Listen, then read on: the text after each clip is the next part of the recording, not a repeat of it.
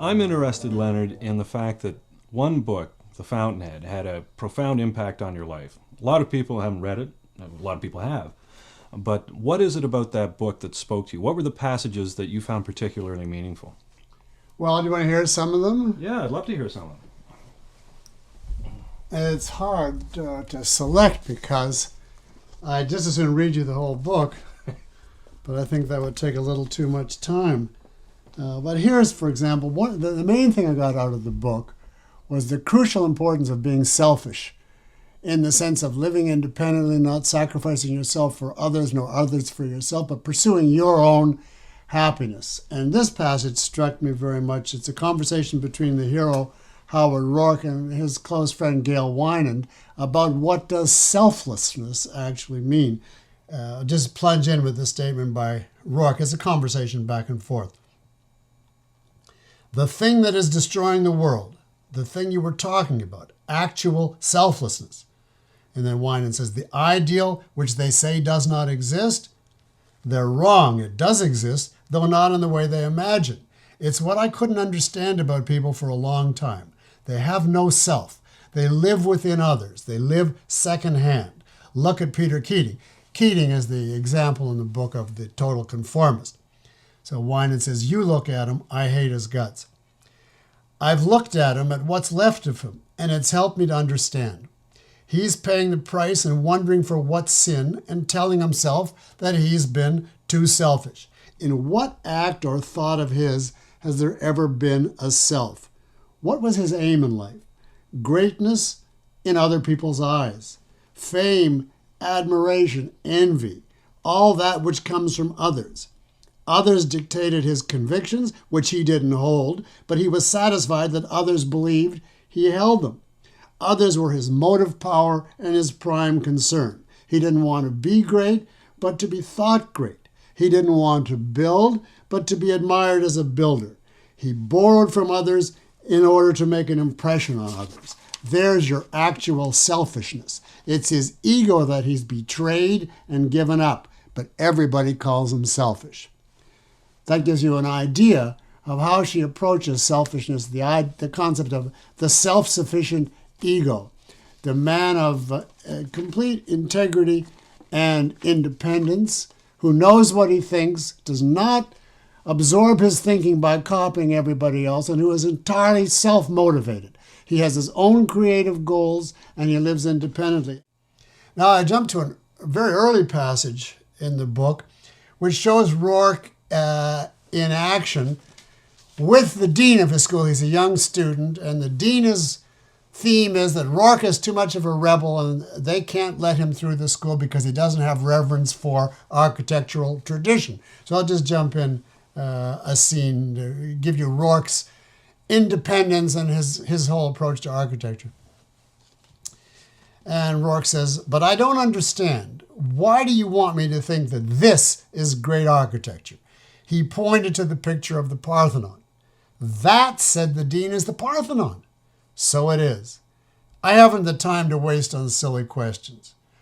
All right, then. Rourke got up. He took a long ruler from the desk. He walked to the picture.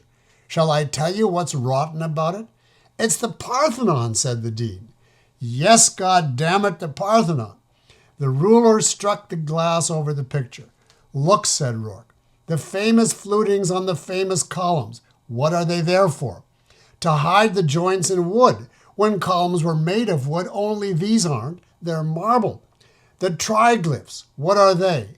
Wood. Wooden beams the way they had to be laid when people began to build wooden shacks. Your Greeks took marble and they made copies of their wooden structures out of it because others had done it that way. Then your masters of the Renaissance came along and made copies in plaster, of copies in marble, of copies in wood. Now here we are, making copies in steel and concrete, of copies in plaster, of copies in marble, of copies in wood. Why? I'll give you an idea of Rourke's approach, and of course that was of tremendous importance to me, that a man like that could exist, could be conceived, a completely self-sufficient man who's his own goal, his own motive, and his own source of energy and of power and of thought. A complete individual, which I had actually never conceived before reading this book.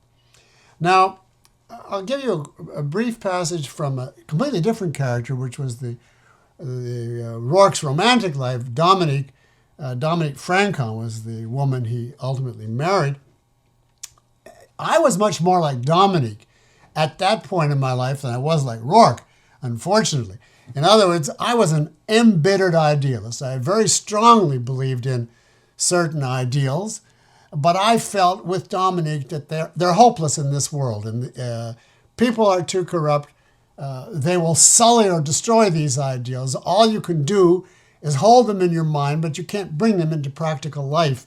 And I felt very protective of anything that I felt as an ideal, that I had to keep it from people because they would destroy it. And here's a passage in which Dominique talks to Rourke, and she expresses that feeling about him. Of course, I didn't have that so much about him, but I did have that feeling about Ayn Rand. That feeling that the idealist completely has to be protected from a corrupt world. And she says, I'm quoting now, Rourke, there was a man talking to you out there today, and he was smiling at you.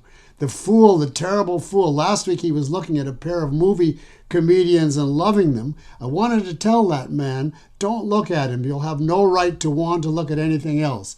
Don't like him. You'll have to hate the rest of the world. It's like that, you damn fool. One or the other. Not together, not with the same eyes. Don't look at him, don't like him, don't approve. That's what I wanted to tell him. Not you and the rest of it. I can't bear to see that. I can't stand it.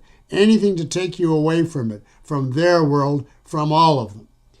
Now that is an embittered, passionate statement of a person who sees a complete dichotomy between the ideal and the world and wants to save the ideal, and regards anyone who looks at the ideal with less than exaltation and hero worship as a desecration.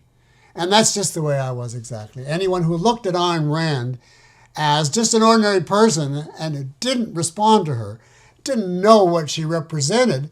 When I was in that young, embittered phase, I wanted to protect her from being sullied, from being misunderstood by this world that I was so much out of, not a part of. Now, the last thing I might quote to you is the scene with the boy on the bicycle.